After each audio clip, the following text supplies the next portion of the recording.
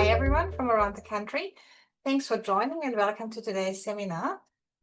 Firstly, I'd like to take a moment to acknowledge the traditional owners and the custodianship of the lands on which we meet today. And I pay our respects to their ancestors and their descendants who continue cultural and spiritual connection to country. And we recognize their valuable contributions to Australian and global society. A few words about our speaker. Giorgia Menta is a researcher at LISA, the Luxembourg Institute of Socio-Economic Research, and she's also an affiliate at the LCC and very interested in the economics of gender, health and mental health, and child development, especially the building of child human capital. And today she's going to talk to us about parental beliefs about their children's socio-emotional health, and what ways their beliefs tend to be inaccurate, and interventions that can help parents improve their understanding of how their child is doing. Yeah, with that, I'll hand over to Giorgia. Thank you. Thank you so much, Barbara. Thank you for having me here. I'm very excited to present at the LCC, to which I'm newly affiliated. While I share my screen, let me just quickly I would also like to acknowledge the traditional owners and their custodianship of the lands on which we meet today, and I'd like also to pay my respect to their ancestors and their descendants. So I'm going to share my presentation full screen. I hope you can all see that. Okay, so today I'm going to talk about some joint work that I have ongoing with a colleague at LISA, Audrey Bousselang, and Isabel Brocas from USC, and Eugenio Proto from the University of Glasgow. This paper is a bit of a lengthy and complicated paper for what I think is fundamentally a rather simple idea, which is, do parents know their children quite well or not? So do parents hold accurate beliefs over child well-being and child socio-emotional health in particular? The question we're really asking in this paper is whether parent-reported measures and child-reported measures of child socio-emotional well-being are aligned or not. And while I think that this is a rather attuned audience to talk about this topic, when I talk to my fellow colleagues in economics, I usually have to argue why do we think that child well-being is an important metric.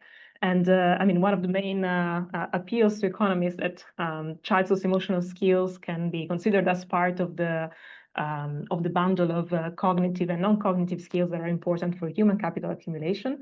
But then mental health and well-being, we're seeing more and more today, is an objective in itself for policymakers, and we want to make sure that children's mental health and well-being is as good as possible in childhood, because this also affects their well-being in adulthood. And then one of the main reasons why we're interested in understanding whether parents have accurate beliefs of their child's socio-emotional health is because parents invest in their children. And parental investments are, of course, a function of their beliefs of the levels of skills of the children. And if these beliefs are not accurate, then the investments might also not be optimal as a consequence. We're not the first to look at cross-rated divergence in measures of child mental health. There's a wide literature in psychology that's been doing that for quite a while, and they typically look at different sort of raters, typically parents, teachers, and children themselves. In economics, this has not been looked in as much detail. There are some papers by Janet Ferry and Mark Stabile, and some by part of a Melbourne team by David Johnston and co-authors. But this paper, let's say, mostly look at, let's say, what we can learn from different raters when it comes to assessing child mental health. It's quite easy to fall into the temptation of trying to understand who is more right. So who gets whose report is more accurate, whose report should we believe the most? And what the literature in psychology suggests is that teacher and parents' report hold greater diagnostic accuracy than children reports do. So that if we want to have a good idea of what of the risk of mental illness and behavioral disorders, we should believe more teachers and parents than children. What I'd like to do here is really take a step back from trying to understand who's right and who's wrong, but trying to first rationalize why parents, children, and teachers might have different opinions over what child well-being is and what children are going through, and then trying to understand what the gap in reporting is really made of. So there's several reasons why you might think that children and parents in particular report different levels of child well-being. You can think of parents as let's say, someone who went through childhood already and has a different perspective over the same events, over the same elements that are occurring in the life of their children. So with this different perspective, they can assess the same events with a wider set of information. We can also think that teenagers going through adolescence, their emotions might be heightened by hormonal changes and by the intensity of first occurrence of certain life events. So there's several reasons why why parents and children might agree to disagree over child well-being. What we do here is we are quite agnostic on who's right and who's wrong. We make no normative assumption on the latent variable that is child well-being. What we really want to do here is, as a first step, document whether there is a gap, so document the presence of a gap, and what are the correlates of this gap. So in which families typically will we find larger divergence between what children and parents report. And then we take one additional step, which is trying to understand what this gap consists of. Because the idea here is that in the absence of information asymmetry, so if parents can observe perfectly, can have access to all the information their children have access to, then they should be able to accurately predict how their child will say that they feel. So parents who have access to all the kind of information possible will be able, even though they believe that their child is going through something, they would be able to perfectly predict the child zone evaluation of their well-being, of their socio-emotional health. We call this sophistication in strategic thinking second-order beliefs. So it's no longer what I think my child feels, but how I think my child says they feel. And again, the idea here is if parents have access to the same set of information that children have access to and perfectly observe their children's reporting function, then they should be able to perfectly anticipate their well-being. So our second question as a consequence becomes, is there still a parent-child reporting gap when we use parents' second-order beliefs instead of their first-order beliefs? And if there is, then we take it as evidence that information asymmetries are actually present, they do play a role, and the nice thing about information asymmetries as economists is that we typically can do something about it. So in our third research question, we ask whether providing information about the existence and direction of a reporting gap between parents and children induces parents to update their beliefs and to change their investment intentions in their children. So this is the paper in a nutshell. What do we really find, and how do we get to those results? So we use a representative survey of parents and children in Luxembourg. This is because I'm based in Luxembourg, and I find it an interesting, particularly interesting setting. But given that it's such a small, in particular country, we also have data from Australia and the UK to show some external validity. The first thing we do is we document the existence of a reporting gap between parents and children. So parents, on average, report fewer socio-emotional difficulties for their children compared to what children self-report. I'm going to go back to this SDQ measure later on. This is just a validated psychological scale of socio-emotional difficulties experienced by the child. And then we look at the correlates of this divergence, and we find that it's stronger for parent-daughter relationships, so for girls rather than boys, and it's also stronger in high-income contexts.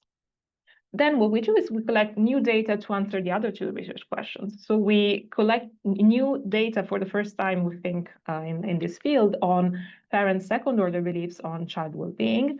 And we document whether or not there is a gap also when using this measure of parental beliefs. And we find that, spoiler alert, there is a gap. It's smaller than the gap in first-order beliefs. So, parents can make the effort of putting themselves in their child's shoes, but they don't fully get there. They don't fully anticipate what their children are going to report. And then we run a small information experiment in which we randomize half of our sample into receiving an information treatment in which we simply inform parents about the existence and direction of this reporting gap. And we find that parents who are exposed to this information treatment report they update their beliefs in such a way that leads to more convergence between parents and children, but they also tend to overshoot, so tend to overcorrect in certain dimensions. We also find some intriguing evidence of changes in investment intentions as a consequence of this information treatment that I'm going to try to get to these results if I don't exceed my time. Okay. So we contribute to different strands of the literature. I'm not gonna stay on this slide because of time reasons, but we can discuss this more in the discussion part of the presentation. Okay, for the rest of the presentation, I'm going to draw from. I'm going to first look at descriptive evidence on research question 1, so characterizing the existence of the parent-child reporting gap and what are its correlates. And this is going to be based on what I call survey 1 as the first survey that we run in Luxembourg, plus Australian and UK evidence. And then in the second part of the presentation, I'm going to look at second-order beliefs. So what happens when we collect second-order beliefs and how do they change our understanding of this reporting gap and the role of parental updating in these beliefs. Okay, so on to the first survey. So this is a survey we launched in Luxembourg in 2021. The target was the whole population of children aged 8, 10, and 12 in year 2021 and their parents. And it was a survey run with the help of the Ministry of Education in Luxembourg. Let's say the main scope was to try to have an indicator of child well-being. In the survey, both children and parents were asked about the same measures of child mental health and well-being, and the main one that we use in this paper is the Strengths and Difficulties Questionnaire, or SDQ. The Strengths and Difficulties Questionnaire, for those who don't know it, is a screening tool used by psychologists that can be divided into 5 different subscales. It's a list, it's an inventory of items that refer to these different domains: emotional symptoms, conduct problems, hyperactivity and attention, peer relationship problems. So all of these are coded as problems, as issues. And then you have another subscale that is prosocial behavior. This is reverse coded, so it's considered as a strength rather than a difficulty.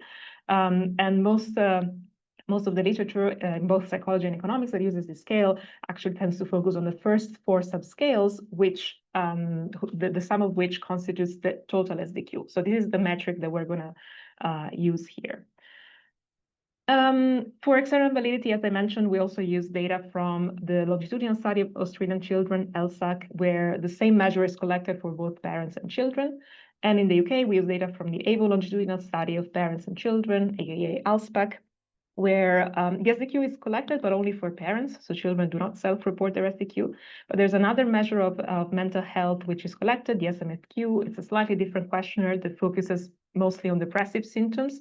So it's mostly internalizing behavior rather than externalizing behavior. So just emotional, not socio-emotional health.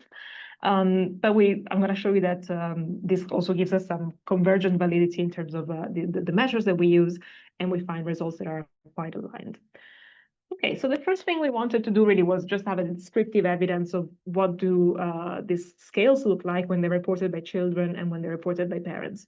Again, parents they're still reporting the scales for their child and not for themselves. So let's say the object, the latent variable that these measures try to capture is still the same. So in blue here, you have child-reported SDQ for the first 2 countries and SMFQ in the UK. And in orange, you have parent-reported SDQ. So the first thing that appears that is quite ubiquitous among countries and measures is that parents report fewer difficulties for their children compared to what children self-report. So here, higher values may mean higher difficulties. So parents tend to underestimate the amount of difficulties experienced by children. Well, these graphs exploit both within and between variation. We wanted to understand what happens when we try to characterize this difference at the family level. So we use 2 metrics here. First is the simple difference between the parent-reported and the child-reported total SDQ. We can take this as a measure of the bias existing between parents and children. And then we wanted to have a measure that penalizes the differences, the discrepancies for each single item, which we take as from Euclidean distance, and you can take this as a measure of dissimilarity in parent-child reports. So the first is a sort of a measure of bias, and the second you can take it as a degree of error that there is between the parent and the child reports.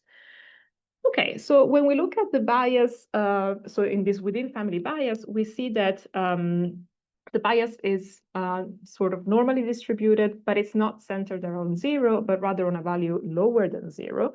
And this is, again, an indication that what we found before, so this trend is also true within families. So when we take the difference between parents and children, this difference tends to be negative because parents tend to underreport the difficulties experienced by their children compared to children self-report. Again, the point here is not to say that one is more right than the other. We're just like really documenting the existence of a gap. When we look at the Euclidean distances, this is what we find. I mean, the scaling itself doesn't really hold a lot of meaning, but what is quite remarkable is how closely distributed this is across countries and even across scales.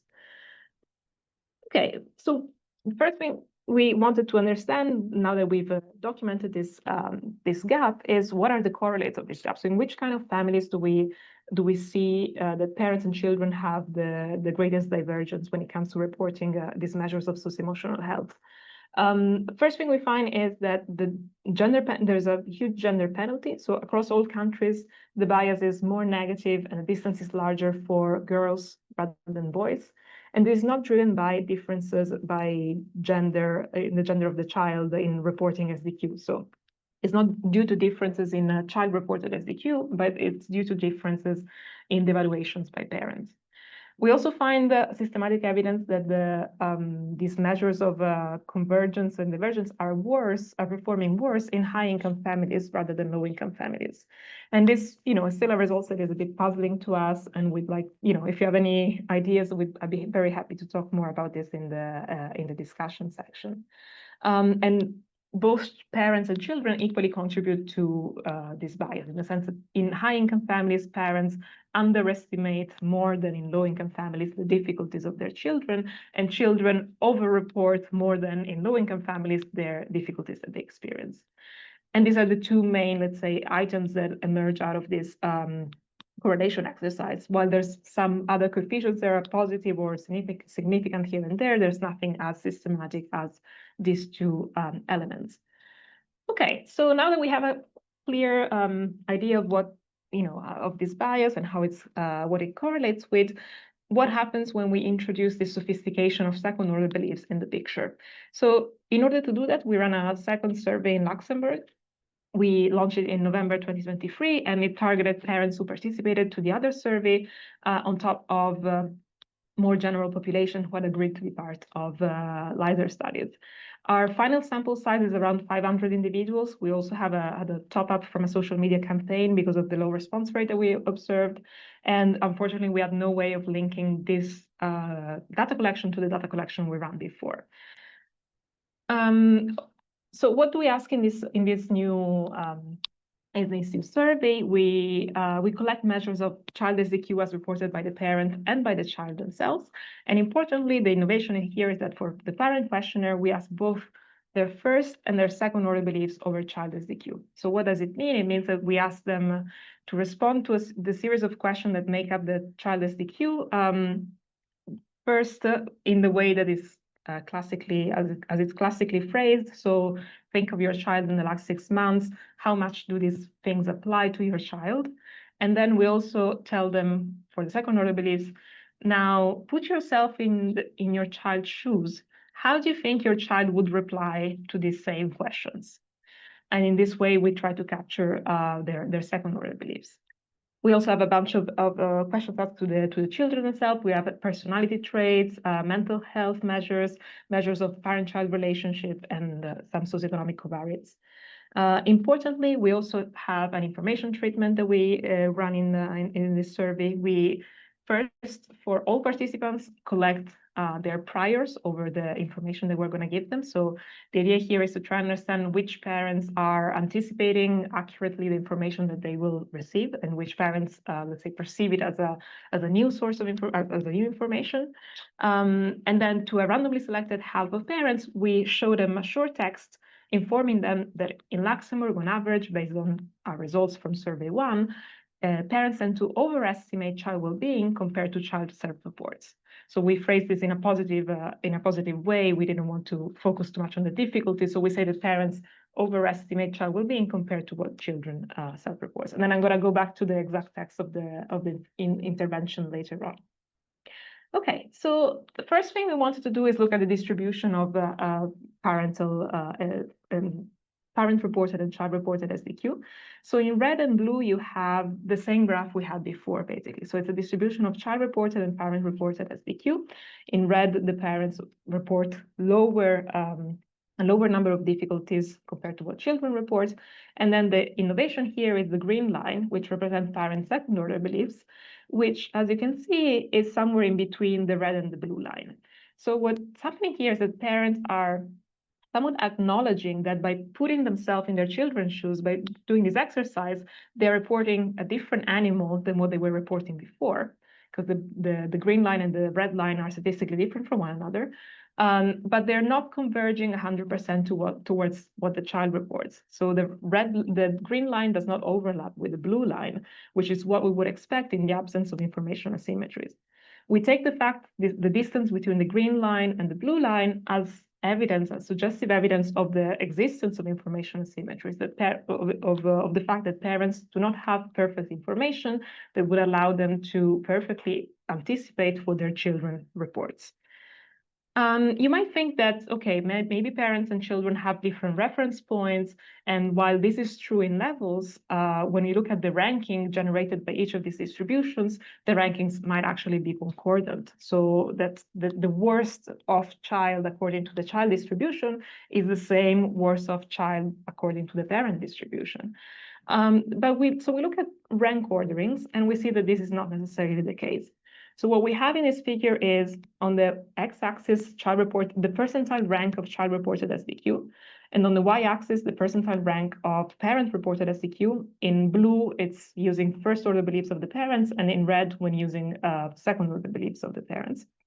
So if there was exact concordance between the ranking generated by the distributions of the children and of the parents, we should see perfect alignment with the 45-degree line, which is not what we see. So in both cases, the slope of these relationships are lower than 45-degree lines. And while the confidence intervals overlap a lot, you can see that the distribution, the association that gets closer to the 45-degree line is the one when using second-order SDQ. And the difference between the two slopes is statistically significant at a quite small p-value threshold. So what this means is that, first of all, the ranking generated by distributions of parents and children are different from one another. And when we use second-order beliefs of parents instead of first-order beliefs of parents, the alignment with child-reported SDQ is greater also in the rank and not only in the levels. Okay, we also characterize descriptively two kinds of parents.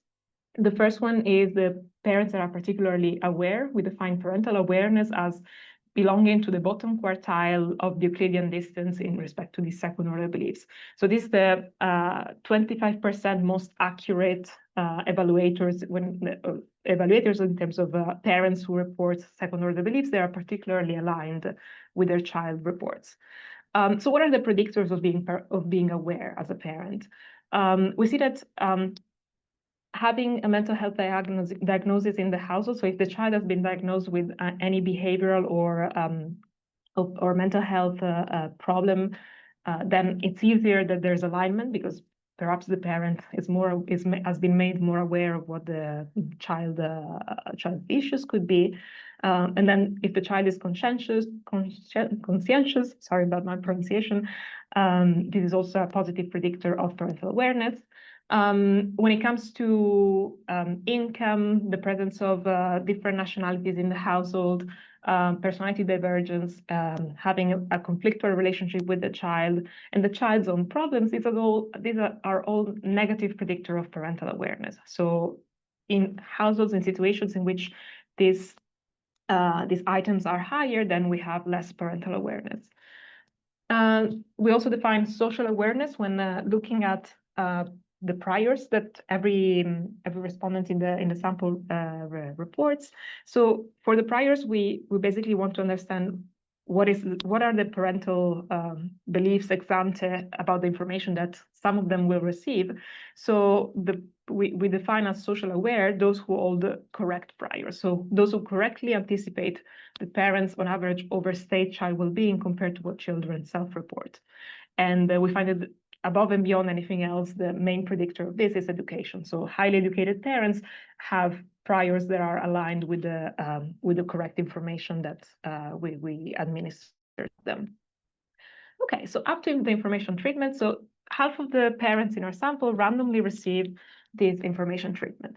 So here is a short text that just says that parents tend to overestimate their children's socio-emotional well-being as compared to what children self-report. Again, we try to keep it as agnostic as possible.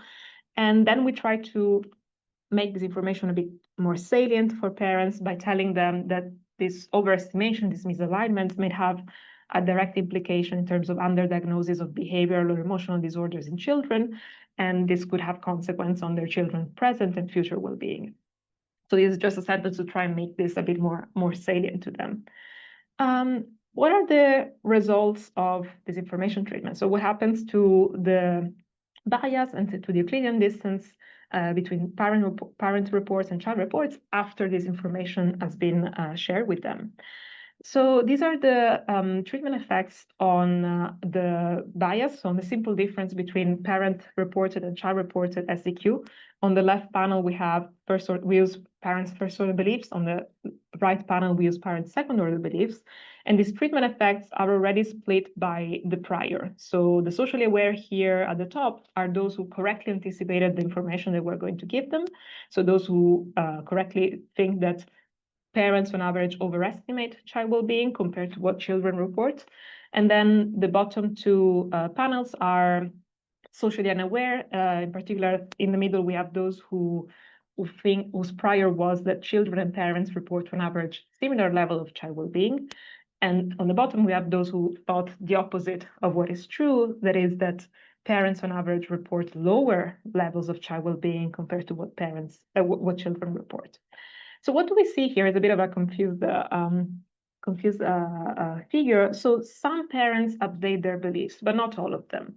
So this is the bias again. And as if you remember, the bias is on average negative. What we have here is, for some groups, positive treatment effects, which means that the bias is converging towards zero. So this is an attenuation. These positive effects actually lead to an attenuation of the bias. So which parents update their beliefs and in such a way that attenuates their bias? Well, these are those, everyone except let's say, those who were thinking that parents and children might report similar levels of well-being. And what we think here is that this group of parents might be a bit more, might have reported the middle answer because they're a bit more, they're less engaged with the survey, and they might not be as interested in what we're telling them as the others. So what happens with the other groups is that there's an update, both when it comes to first-order beliefs, especially for the latter group, which is those who didn't expect the information we were giving them, and the update is also there in terms of second-order beliefs. Now, is this update making the errors decrease? Because if the average SDQ scores of the children and the parents are more aligned, it doesn't necessarily mean that the level of error in the item-to-item response is lower than it was before. And in fact, what we find when looking at Euclidean distance is that there's no effect whatsoever. So this reduction in the bias did not lead to a reduction in the degree of error. And the reason why we see this when we dig a bit farther into the result is because there has been a bit of overshooting. So the update that happens in the bias here is a bit over the top in the sense that it overcorrects for the initial discrepancies. So by overcorrecting, they're actually not any more accurate than they were before. It's a bit complicated, but I can go back to this later if it's not particularly clear. Okay, something that I think is perhaps the most interesting part of what we're finding in this paper is asking whether this belief updating led to any changes in future investments. Now, we're not able to follow up these individuals in another survey, so all we could collect was investment intentions. So we asked parents to tell us how they were planning to spend their time with their children in the upcoming months. And we derived a battery of measures of parental investments. We were actually quite, it was something that quite challenging with this paper, was trying to come up with measures of time of parental investments in child mental health and in child well-being. So we used a battery of time use variables. We asked individuals in our sample, over the next few months, to what extent do you plan to engage in the following activities with your child? And then we asked them to report if they were planning to do this less than usual, as usual, or more than usual. And we thought of any sort of time spent together, starting from homework to chores, cooking and family meals, to cultural and leisure activities. We have also a disciplining item, because it was the only one that was sort of reverse coded to make sure that they were not just replying higher values to everything. And then we decided to adopt try to dig a bit more into the content of and the quality of the parent-child interaction by collecting measures of talking about. So we asked them, are you planning to talk about your child aspirations or your child worries, or some sensitive topics, both personal and at the societal level? So we collect all these things, and then we run a principal component analysis that extracted some common variation among these different measures, and we extracted 4 principal components. The first one is this talking dimension, so talking about anything together with your parents. Then there's a leisure and togetherness dimension, another dimension referring to low disciplining and spending time together, cooking or in family meals. And then the 4th dimension is purely driven by homework. Okay, let me see if I can go back here. Oh, no, sorry. Okay, I'm gonna do this manually. Okay. So what do we find when looking at changes in investment intentions? We find that on average, there was not much moving, and that results by prior were not necessarily any different from 0. We pre-registered some heterogeneity analysis, and in particular, we're thinking maybe parents who are more emotionally attuned to their children might be more responsive in terms of investment. And by emotional attunement, we're thinking of parents who have less, either less constraint from a mental health perspective, so that don't have any depressive symptoms, so low PHQ-9 scale, or those who have a high emotional understanding of their children, so measured by a theory of mind scale. So these kind of parents with potentially higher emotional attunement are those indeed who react to the information treatment, and as they update their belief, they also plan to invest more in their children, particularly through the talking dimension and the homework dimension. We also find some evidence of differential investment patterns by the child's gender and the child's age.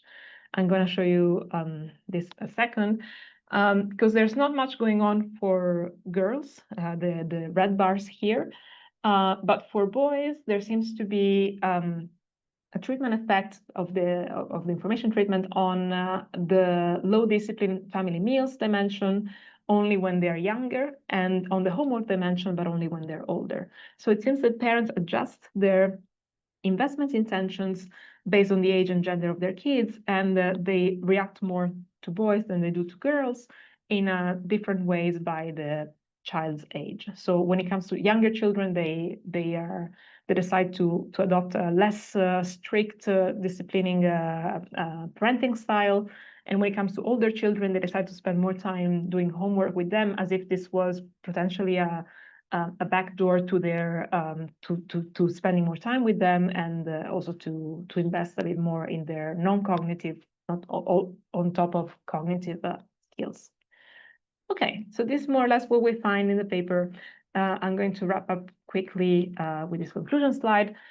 So what we do in this paper really is trying to understand if parents and children report different levels of child well-being, and what we find is that parents tend to systematically underestimate their children's socio-emotional difficulties compared to children's self-report, and this underestimation is larger for girls and in high SES families. We introduce second-order beliefs. This is an innovation we do in this paper that helps us disentangling how much of this gap is due to information asymmetries and how much is due to let's agree to disagree, different opinions over the latent variable. What we find is that there is also a gap in second-order beliefs, which we take as an indication of the existence of information asymmetries, and that mistakes tend to be higher, again, in high-income families, and for higher level of child SDQ, for more conflictual parent-child relationships, and relationship in which there's a greater personality divergence.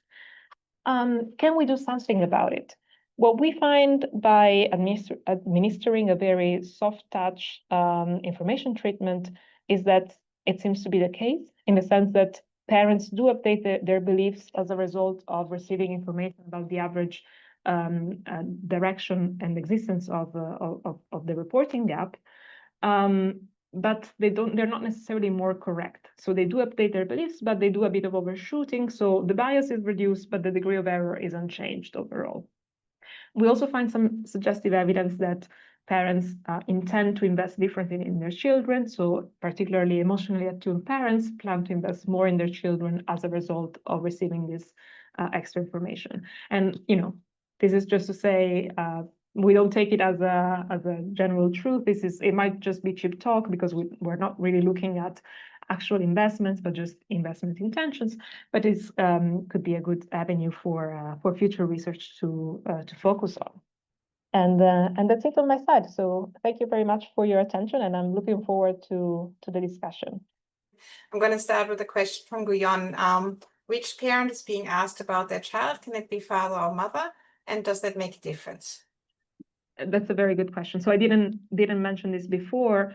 So it depends on the survey we're looking at. In LSAC, we only looked at the mother-reported SDQ, but in some cases there's also father-reported SDQ available. And in ALSPAC, which is the UK cohort, it's only mothers replying to this question. So in those 2 cases, we have only mothers available. But in Luxembourg, we actually have about a 70 to 30% ratio of mothers to fathers. So most parents who respond to the question are mothers, 70% of them, but 30% are fathers.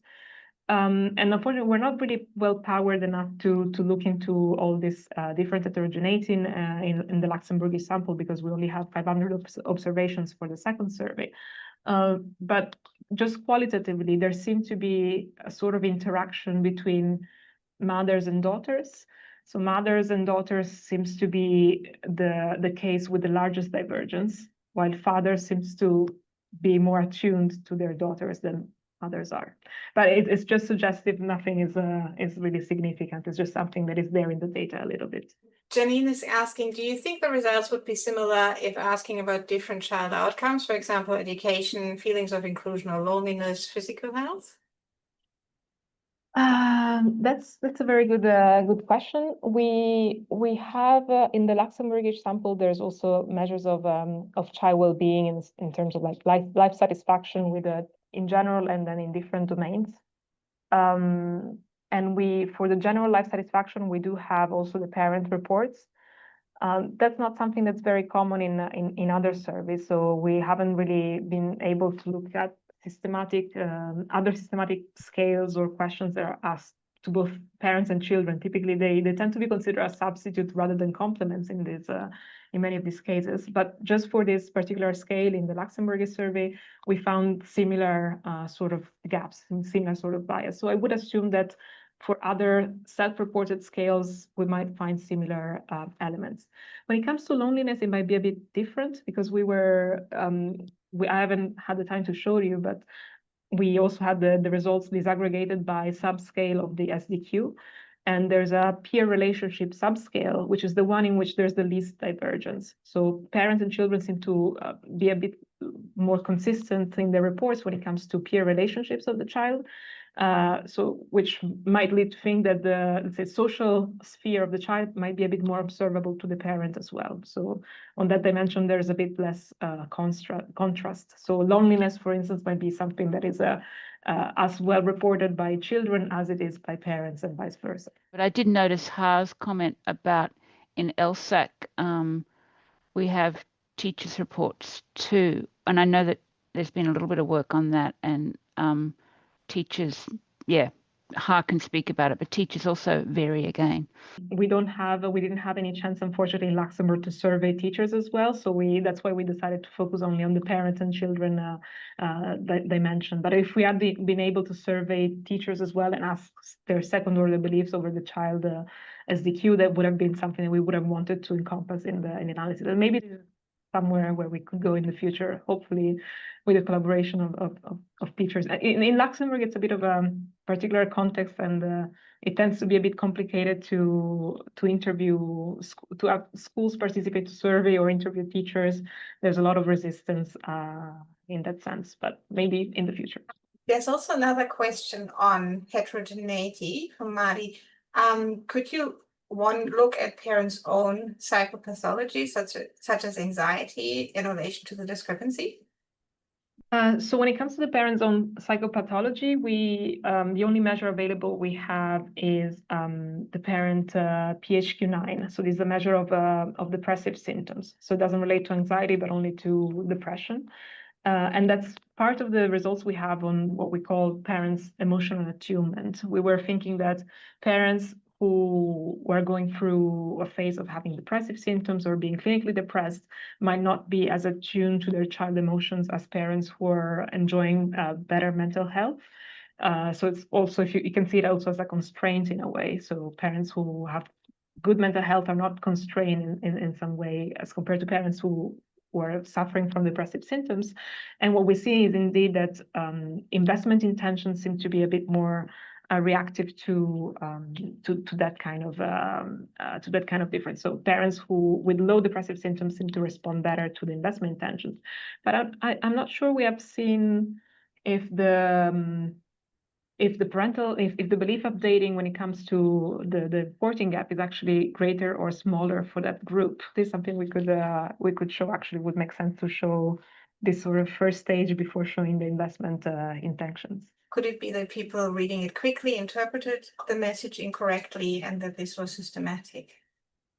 So I understand how it sounds confusing in the context of the presentation, because I focus always on the strengths and difficulties questionnaire, and then I phrase everything in terms of difficulties, and then the information treatment is positive in terms of well-being rather than ill health. But let's say I'm not sure that this could lead parents to much confusion, because they were never they never received the framing of the difficulties part, in the sense that they were only filling in the questionnaire, but at no point they were told this is a questionnaire on the difficulties experienced by your child. They were just like checking boxes, and the only, let's say, information on their child well-being that they received was always on the positive, framed positively as child well-being. Also in the SDQ items, not all items are phrased in the same direction, and it is also to avoid people just putting the same number everywhere. So a lot of the items are reverse coded. So there's strengths, there's difficulties, there's a mix of both, and then the information they receive is actually comes before they fill in the questionnaire, because that's the whole point. We want them to see if they updated their belief after receiving the information. So the moment they receive the information, they haven't been primed into thinking about difficulties rather than strengths. So I don't think that is a problem. But then it still, it still could be that some parents were not paying much attention. So we did have some attention checks in from the questionnaire, and we excluded participants who failed both attention checks that we had scattered around the questionnaire, and we control for having failed at least one attention check, just in case. Janine is asking, I think the reason for the larger gap in high-income families could be due to both parents working and spending less time with their children. That's what we were thinking about as well. So it's the main thing we could figure out. Also because this is the same correlations are captured by parental employment. So if the mother is employed, we have a similar coefficient attached to that kind of variable. So yeah, the thing that helped us rationalize this result was to say maybe these parents just spend mechanically less time with their children, so they're less, they know less about what the children are going through. We have no way of testing this directly, unfortunately, in the data, but that's our hypothesis. And if you have any idea on how we could, or any paper perhaps that shows that this is the case, I'd be very happy to take the suggestion. I have a question myself that's maybe a bit related to this, which is the whole result seems to be so counter this often discussed theme in the media of, over-coddled, overprotected children, parents who worry too much and think they need to remove every obstacle in their child's life, etc. So just coming from that perspective, you actually, probably not from your own research, but maybe from the literature, have any insights on whether parents getting this right is actually helpful to children?